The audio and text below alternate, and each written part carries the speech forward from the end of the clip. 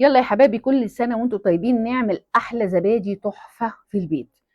وفر، يعني أقول لك إيه، هتوفر معاكي 100%. معايا هنا ده 2 كيلو من اللبن.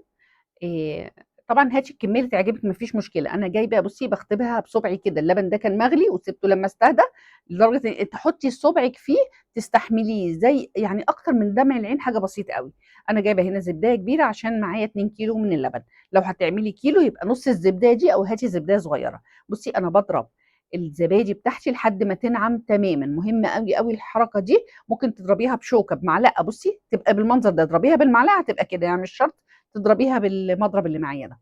انا حطيت 3 معالق سكر في اللبن، ودي حاجه اختياريه. حبيتي تحطي سكر حطي، ما حبيتيش برضو هتخمر وهتبقى تحفه جدا جدا جدا. انا بقلب برضو اللبن بتاعي بنفس المضرب ده. انت عندك ماشي، مش عندك مفيش مشكله خالص، يعني هو مش مهم قوي.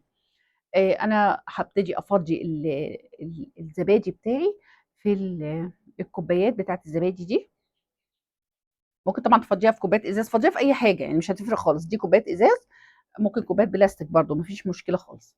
المهم طريقه التخمير اللي تديني نتيجه كويسه وتخمر معايا. بصي انا بعمل الباقي هنا في ايه، في طواجن اللي هي الفخار.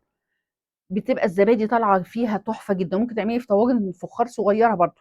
ممكن الكوبايات بتاعه البيت العاديه جدا. بعد ما مليت كل الزبادي بتاعتي، هبتدي احط ميه سخنه في الصاج، وهدفي الفرن شويه صغيرين قوي، وبعدين اطفي وادخل الزبادي بتاعتي. وكل سنه وانتم طيبين، وتاكلوا احلى زبادي يا رب في رمضان.